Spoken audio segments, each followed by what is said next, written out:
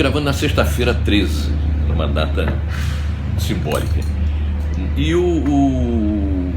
nesta semana, na segunda-feira, o Bolsonaro disse um negócio insólito, que eu achei, inclusive, que ia ter muito mais repercussão. Ele afirmou ter provas de que na eleição de 2018, quando ele venceu e foi eleito presidente, que ele ganhou no primeiro turno. E disse que tinha provas, disse que ia mostrar as provas.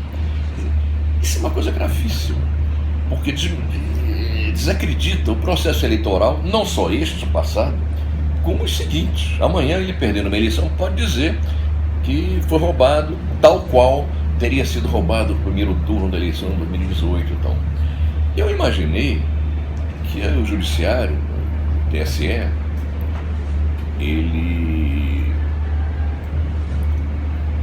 interpelasse o Bolsonaro pedindo para ele apresentar as provas, e dando um prazo, inclusive, porque ele afirmava ter as provas. Mas não, a nota feita pela Rosa Weber, que é a atual presidente do TSE, foi extremamente tímida, dizendo simplesmente não, que as urnas são confiáveis. Se o Bolsonaro dizer que tinha prova, por que não pediu para apresentar? Isso vai ter que ser feito. Eu acho que entidades de representação da sociedade civil devem ir ao TSE pedindo que ele faça essa demanda ao Bolsonaro. Eu ia tratar mais desse assunto, né, no bate-papo de hoje.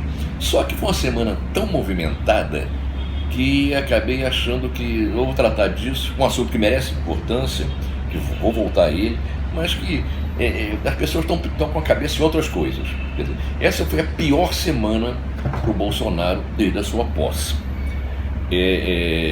Economia teve um desempenho pífio, tal do pibinho.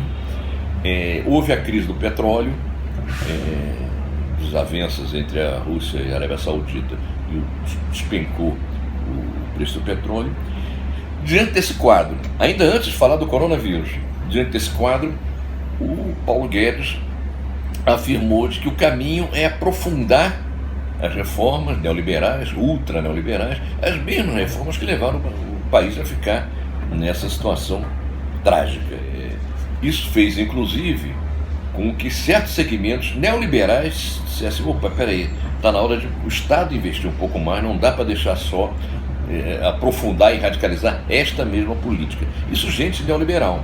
E o Rodrigo Maia, que tem se mostrado mais do que um filho do César Maia, ele é um bom quadro do neoliberalismo, talvez o melhor, é o cara que articula no Congresso, na Câmara em particular, a aprovação das medidas antipopulares, antinacionais, etc. Mas não é um idiota, ao contrário do que muitos pensavam. Ele chegou a dizer ontem, quinta-feira, que o Paulo Guedes era um medíocre, que não tinha condição de pilotar a economia brasileira e tirá-la da crise. Isso é uma coisa também muito grave, porque o Rodrigo Maia é um elemento central na aprovação dessas reformas e na interlocução do governo com o poder legislativo. Quer dizer, dá a impressão um pouco que o barco do Bolsonaro começa a fazer água. Com a questão do coronavírus, a situação se agrava.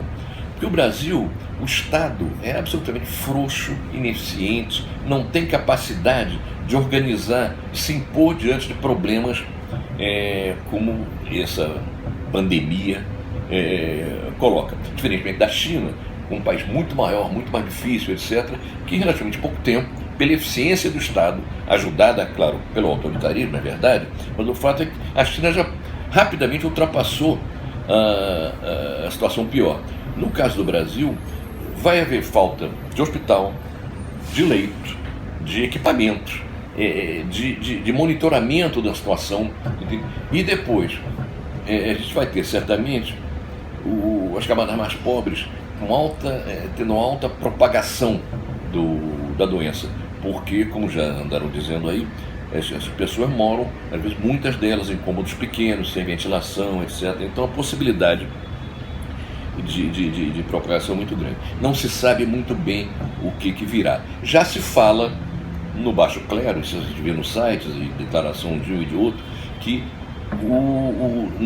se não for a economia, surgiu agora o coronavírus, tende a derrubar o Bolsonaro. Já se faz bolsa de apostas com quanto tempo ele continua como presidente da República. O fato é que a situação está muito difícil, muito complicada, seja a situação econômica, e o esgotamento o aparente esgotamento desse modelo ultra neoliberal, contando com os investimentos privados, num governo que não se respeita, não é respeitado, enfim, e que os empresários ficam com o pé atrás, e vindo ainda essa questão do coronavírus. Quer dizer, não à toa eu afirmei aqui que esta semana foi a semana mais difícil para o Bolsonaro, e as próximas semanas tendem a não ser enfim, teriam ser ainda mais complicadas. E o comportamento do Bolsonaro, ele há 2 dias disse que era pura fantasia essa coisa do coronavírus. Em seguida, ele vai para a televisão com a máscara, dizer que chegou o coronavírus e admitir que um dos seus ministros já está infectado. Ele próprio, neste momento, está sob suspeita, porque ele teve contato com esse ministro, que estava lá no exterior, e está fazendo exames, e muito possivelmente ele também está infectado. Ou seja, não dá para confiar num governante, independentemente do seu reacionarismo, do seu protofascismo, etc., não dá para confiar no Bolsonaro como condutor de coisa nenhuma no momento de dificuldade. E o momento de dificuldade está aparecendo, está surgindo, e é muito provável que a próxima semana e as seguintes sejam ainda mais difíceis para o governo do que essa. Vamos acompanhar e vamos estar aqui conversando a cada semana.